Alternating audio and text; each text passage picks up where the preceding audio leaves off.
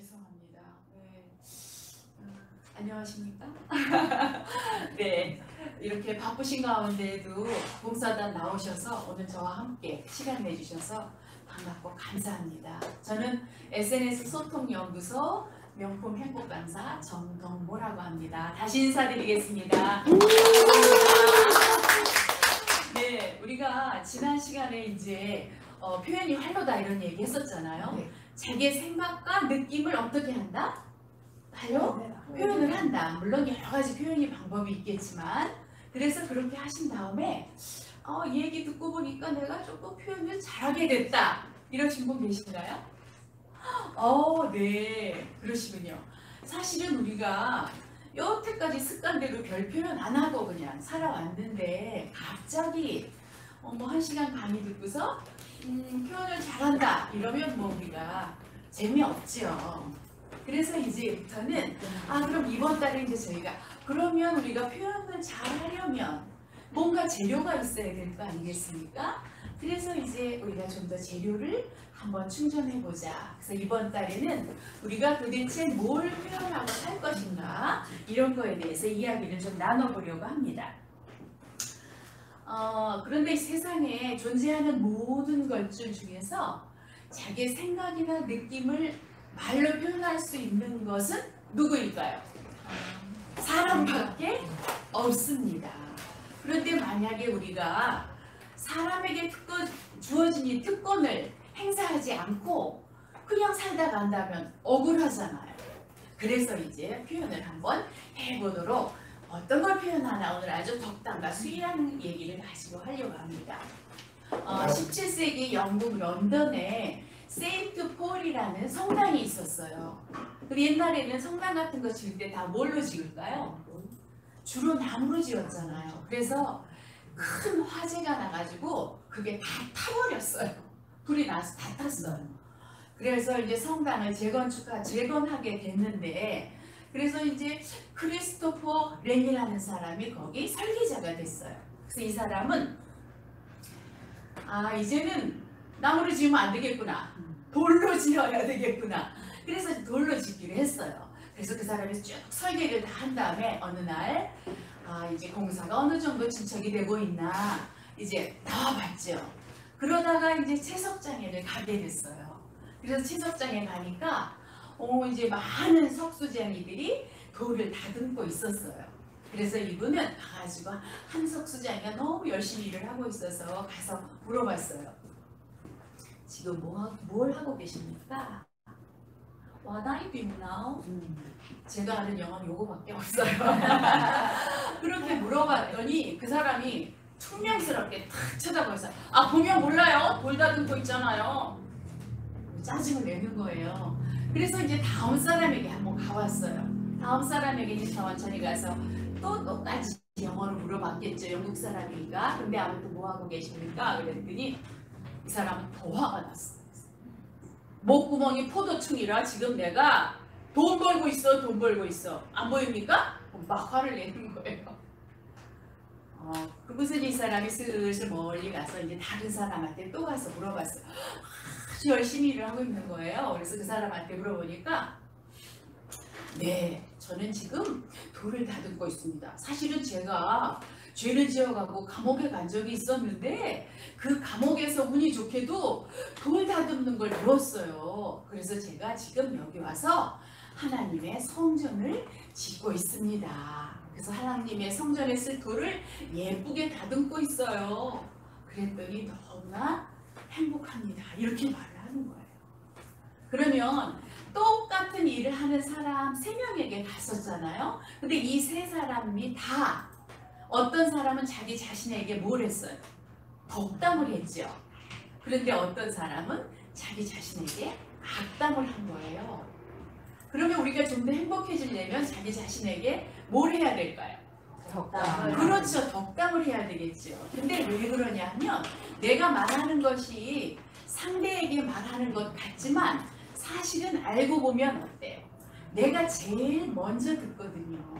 그러니까 내가 나에게 이렇게 악담을 먼저 해주는 거거든요. 내가 제일 먼저 듣는다는 걸 우리가 조심해야 되겠어요. 그래서 우리는 이렇게 덕담과 수의가 아주 중요한 거구나. 그래서 오늘 주제를 덕담과 수의로 잡았습니다. 자, 덕담과 수의. 덕담이라는 거는 뜻이 뭘까요? 내 주변에 있는 이런 분들, 여기 계신 분들이나 그 다음에 이런 뭐 TV나 뭐 이런 공책이나 뭐 이런 사물들, 이런 거에 대해서 그의 긍정점이나 감사함을 드러내서 표현하는 것, 이것을 덕담이라고 합니다. 쉽게 할 수 있죠. 우리가 덕담. 명수님은 항상 큰 소리로 웃음을 주시기 위해서 만날 때마다 선생님만 만나면 기분이 너무 좋아져요. 예, 이렇게 하죠. 이렇게 말씀을 해드리고 또 우리 이정화 선생님은 강의를 하실 때 어찌나 잘 가르쳐 주시는지 속이 다 시원하고 그냥 머릿속이 환해져요. 감사합니다. 아멘. 네. 이렇게 말하는 게 바로 덕담이에요. 뭐 내가 볼펜 하나 쓸 때도 볼펜 너무 고맙다. 너 없었으면 내가 얼마나 불편했겠니. 이런 게 바로 덕담이거든요. 표현해주면 되죠. 그의 긍정점. 근데 이제 수의라는 말은 뭐냐. 낱말 그대로 기쁘리자에 따를 숫자잖아요. 그래서 기쁨을 따라한다 이런 말이에요. 이건 뭐냐면 상대가 야, 나 오늘 상 받았어 막 이렇게 얘기를 해요. 그래? 너 상 받았다고? 우와 잘했다. 야 좋겠다. 이렇게 다른 사람의 기쁨을 내가 따라서 같이 기뻐해주고 추임새. 칭찬해주는 것, 이것이 바로 수의입니다. 그러면 덕담과 수의가 우리 생활에서 필요하겠어요? 안 필요하겠어요? 필요해요. 너무나 필요하죠. 그러니까 덕담과 수의만이 이 세상을, 만약에 이 세상을 내가 천국이나 극락으로 만든다, 그렇다면 덕담과 수의 빼고 다른 것은 천국으로 만들 것이 없다. 어떤 물건 같은 거는 갖고 있다 보면 이거만 가지면 행복할 것 같았어. 근데 그거 하나 갖고 나면 또 뭐가 생겨요? 다른 거 더 갖고 싶은 욕심이 생기거든요. 그런데 이게 덕담과 수의는 그렇지 않거든요. 그래서 이렇게 행복을 우리에게 주는 거야. 그러면 왜 덕담과 수의가 우리에게 이렇게 중요할까? 지난번에는 제가 인생 3박자이라는 3가지로 말씀을 드렸었는데 이번에는 5가지로 조금 확장이 됐어요. 왜 이게 중요한가 우리 생활에서. 왜? 첫 번째, 아까 제가 명선생님한테 선생님 만날 때 기분 좋아요 그러니까 어떠셨어요? 기분 좋죠. 기분 좋죠. 그래서 첫 번째는 덕담을 하는 나도 행복하고 덕담을 듣는 그 사람도 행복하다 이거죠. 이게 첫 번째는 너도 행복하고 나도 행복해요. 그렇죠. 그 다음에 이제 두 번째는 내가 살아가면서 어떤 어려움이 있었어요. 굉장히 큰 어려움이 있는데 이 덕담을 들으면 그 어려움을 이겨낼 힘이 생기는 거예요. 일고수 이명찬이라는 말 들어보셨어요? 아, 그렇구나. 소리하는 사람들을 꼭 치는 사람 데리고 다니잖아요. 그래서 고수가 1이고 명창이 2라는 거예요. 그건 무슨 말이냐면 명창이 아무리 소리를 잘해도 고수가 옆에서 북을 치면서 얼씨구 잘한다 좋구나 이렇게 말을 해야지만 그 어려움의 고비를 넘길 수가 있다는 거죠. 그래서 내가 어떤 어려움을, 굉장히 큰 어려움을 겪었어요. 그럼 어떤 사람이 나에게 너 그래 그런 어려운 일이 있었어? 이러면서 막 나를 격려해주고 그렇지만 조금만 참으면 잘 될 거야 뭐 이런 얘기를 막 해주면 내가 어떻다? 어려움을 이겨낼 힘이 생긴다. 그렇죠. 두 번째로 이제 그래서 좋고요. 세 번째로는 내가 이렇게 덕담을 해요. 그런데 이 덕담을 하면 너도 기분 좋고 나도 기분이 좋아. 그래서 기분 좋음, 기쁨이 널리 퍼져나가는 거예요. 기쁜 일이 그냥 점점 기쁨이 점점 커져서 우리 동네가 다 우리 집이 이렇게 웃음꽃이 필 수 있다는 게 이 세 번째가 그런 거죠.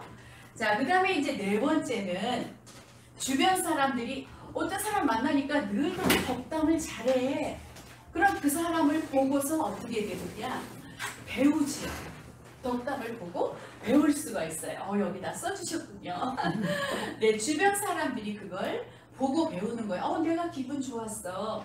그럼 나도 그 말을 누군가에게 해줘야 되겠네? 그리고 가서 써먹고 이렇게 할 수 있는 거죠. 그래서 덕담을 주변 사람들이 보고 배울 수 있다. 네, 이래서 참 네 번째 듣고 그 다음에 다섯 번째 이게 정말 가장 중요한 것 같아요. 사랑받고 인정을 받아야 앞길이 열린다. 누군가가 여기 와서 뭘 했는데 넌 그거 안 돼. 이렇게 되면 어떻게 될까요? 굉장히 그냥 기분이 딱 떨어지고 자신감이 없어지는 거예요. 그래서 우리가 자식을 키울 때 정말 자식들의 앞길이 성공적으로 열리기를 원한다면 뭘 해야 될까요? 덕담. 그렇죠. 덕담과 수위밖에 없어요. 가령 상장을 타왔을 때에도 정말 막 기뻐하고 온 가족들이 막 축하해주고 막 파티를 해요. 이러면 이 아이가 얼마나 좋겠어요. 그리고 이제 우리 남편이나 우리 자식들이 성공하기를 원한다면 여러분들은 자녀와 남편과 주위 사람에게 뭘 많이 해야 된다? 덕담을 쿵쿵쿵쿵 쏟아주시면 성공할 수 있다는 거죠. 잘하실 수 있겠죠? 네. 자, 그러면 이제 덕담의 다섯 가지에 대해서 이렇게 여러분들에게 이제 말씀을 나눴어요. 오늘은 성담 얘기를 한번 하겠습니다. 아까 하나 했는데 하나 더 있는데요. 옛날에 이제 어떤 시골 마을에 작은 성당이 있었어요. 그래서 그날 막 일요일이 돼가지고 이제 막 미사를 보려고 준비를 하는데 그 준비하는 중에 옆에 우리나라에서 복사라고 그러는데 남자아이들이 되게 시중을 들잖아요. 그랬는데 성찬리에 쓰려고 하는 그 포도주 잔을 얘가 탁 떨어뜨려 버린 거예요. 그러니까 이 신부님께서 지금 빨리 해야 되는데 얘가 이 사고를 치니까 갑자기 화가 확 나신 거예요. 그래서 막 화를 내면서 뭐 하는 거야? 너 다시는 이 재단에 오지 마. 나가! 막 소리를 쳤어요. 그래서 그 아이는 거기서 나갔어요. 그런 다음에 이제 다른 성당에서도 또 그런 일이 생길까요? 안 생길까요? 당연히 생기죠. 왜냐하면 성당이 그렇게 많은데 같은 뭐 이렇게 올리다 보면 떨어뜨릴 수 있잖아요. 그런데 이제 그 마을의 신부님께서는 아이고 괜찮다. 나도 어렸을 때 사고 많이 쳤었어. 조심해서 손 다치지 않게 잘 치워라. 이렇게 격려를 해주신 거예요. 이거는 이제 역사에 나오는 이야기인데 그래서 그 아까 야단 맞고 쫓겨난 그 사람은 나중에 어른이 돼가지고 유고슬라비아의 대통령이 됐어요. 대단하죠. 그런데 독재자로서 불림한 그 이름이 바로 조셉 브로즈 티토라는 사람이에요.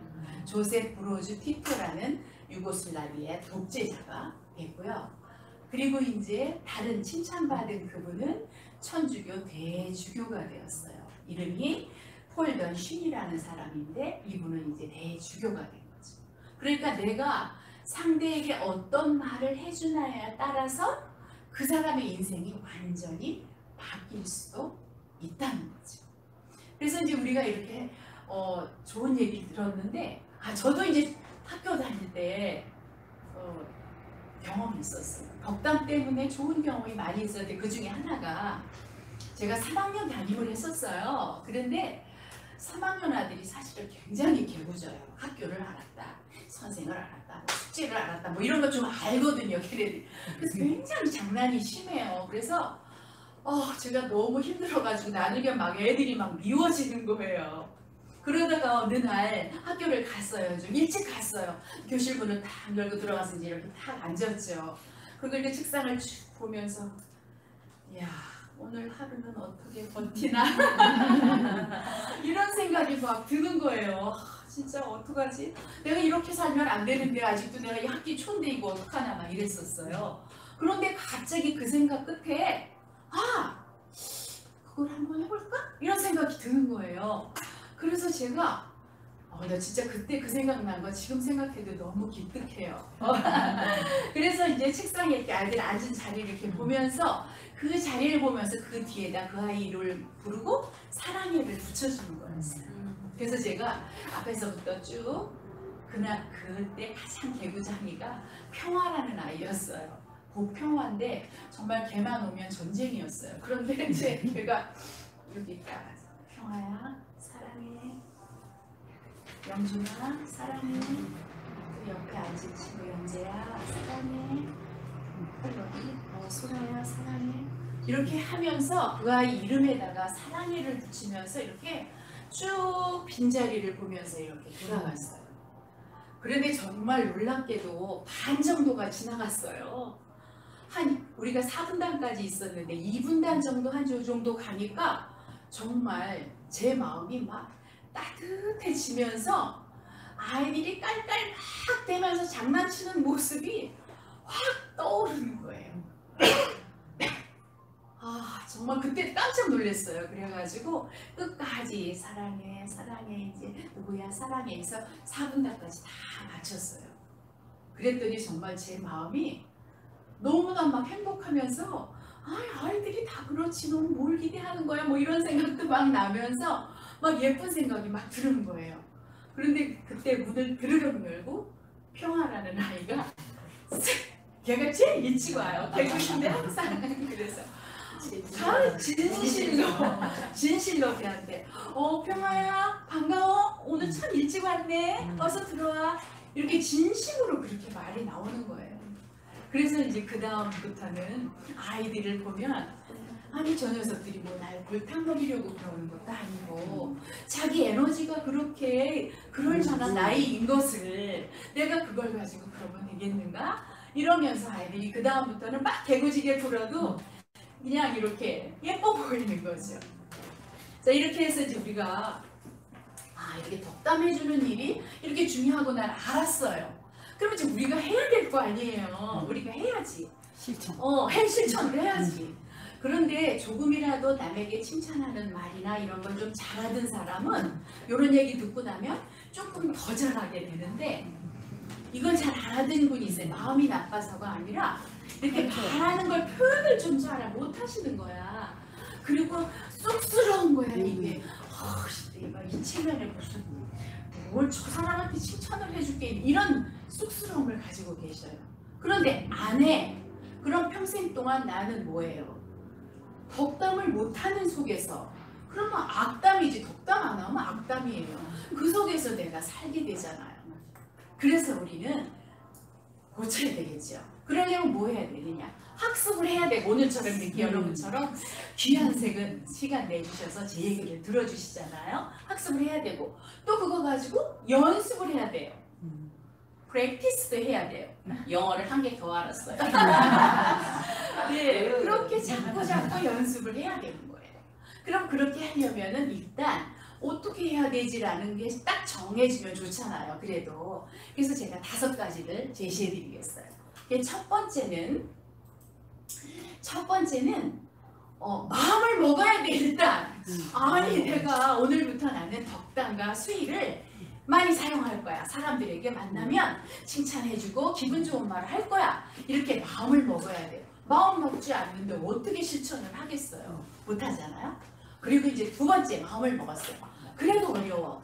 그러니까 2번째는 뭐냐면 가족부터 하는 거예요. 그리고 가족 중에서 내 마음에 제일 드는 애, 그래도 칭찬할 거리가 너무 많은 사람, 남편이 제일 많으면 남편부터 하면 되죠. 그러면 이제 일단 A4 용지에다가 쓰는 거예요. 이름을 쓰고서 그 사람의 좋은 점을 계속 써보는 거예요. 근데 이제 이런 경우가 있어요. 쓰는 방법을 하나 가르쳐 드리면 느려 터져요. 그럼 어떻게 해야 돼요?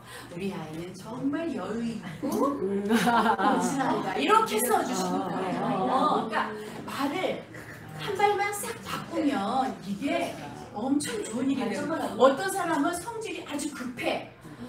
이 사람은 너무너무 부지런해서 뭐든지 빨리빨리 해치운다. 뭐 이렇게 말을 바꿔서 써주시는 거예요. 그런데 이제 제 친구가 긍정점을 그렇게 하는 교육에 간 적이 있었대요. 그래가지고 아까 우리 말하신 것처럼 남편 칭찬 이러니까 생겼어요.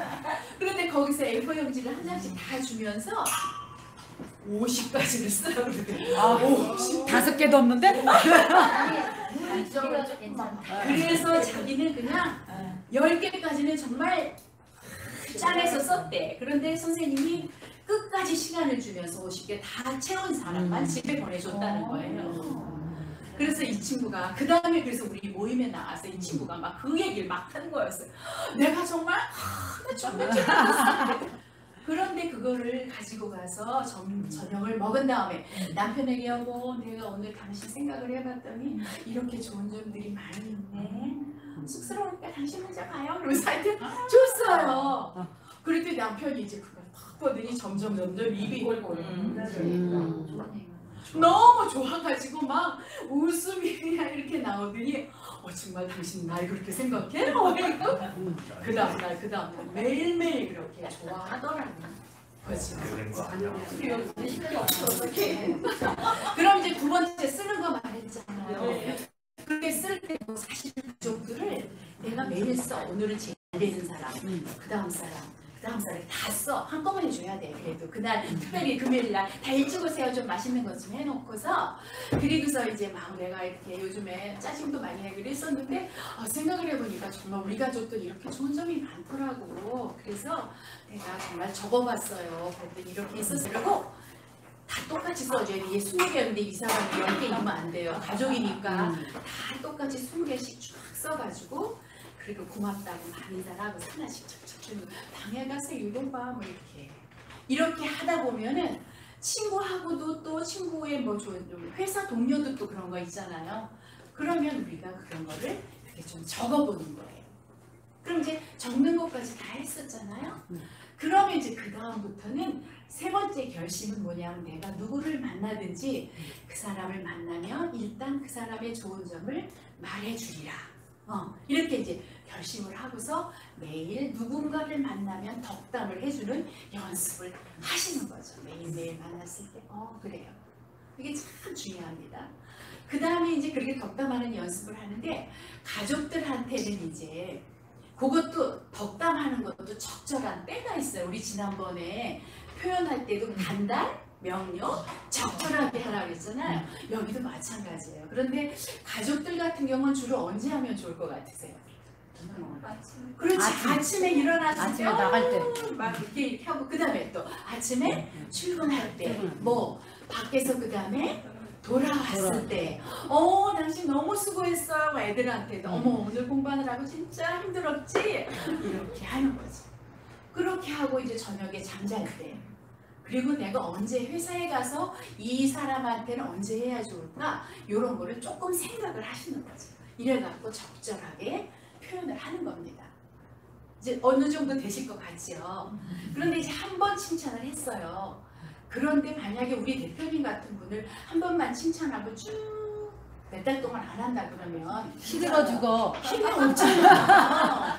그러니까 같은 거라도 시간 될 때마다 적절한 때, 요때쯤 하면 이게 너무 머리를 쓰는구나 이렇게 생각하지 마시고 내가 말하면 나도 좋은 거잖아요. 그러니까 일단 그렇게 해주시는 거예요.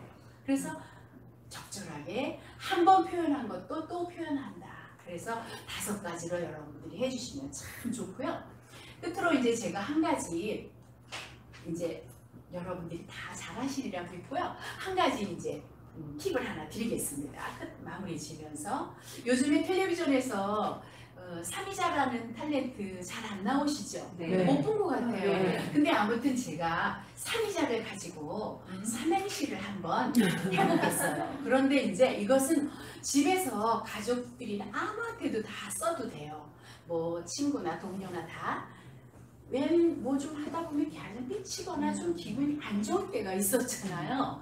그러면 이제 그때 이런 걸 사용해 보시는 거예요. 그럼 저하고 똑같이 하셔야 돼요. 그러니까 지금은 따라 하시지 않지만 저희가 하는 것처럼 자, 제가 간지럽게 해야 돼요.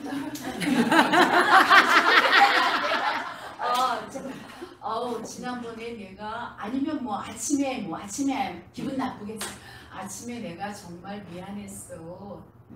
내가 있잖아 삼행시로다가 사과를 하려고 그래. 내가 말했잖아. 간지럽게 해야 된다니까. 삼행시로 사과를 하려고 그래. 이렇게 말을 했어요.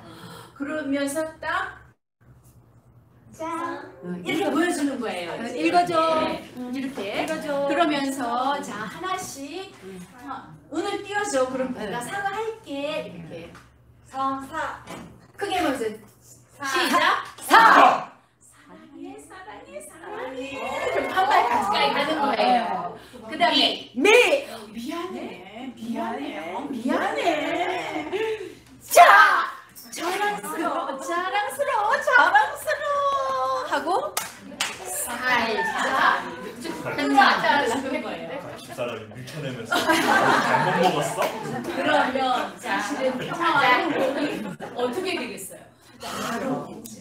그래서 우리가 되겠죠. 덕담이라는 게 좋은 말만 해주는 게 덕담이 아니라 사과를 적절하게 잘하는 것도 덕담이고요. 사과를 왜 해야 되냐? 내가 사과를 이 사람한테 했어요. 그럼 이 사람이 기분이 좋아졌잖아. 네. 그러면 누가 이긴 거야? 내가 이긴 거예요. 내가 이 사람의 기분을 바꿔줬잖아요. 내 맘대로 한 거잖아요. 그러니까 사과에 대해서 자존심 상해, 사과 안 할 거, 이게 아니라 내가 저 사람 마음을 내 맘대로 바꿔봐야지, 이렇게 생각하는 거죠. 그런데 사실은 그것이 그 사람도 좋고 나도 좋은 거예요. 그래서 사과라는 것도 우리에게는 정말 중요한 덕담이다. 그래서 여러분들이 덕담과 수의를 적절히 잘 활용하시면서 이 세상에 나와 모두의 행복을 세상에 다 물들이시기를 바라겠습니다. 오늘 함께 해주셔서 정말 감사합니다. 행복하세요.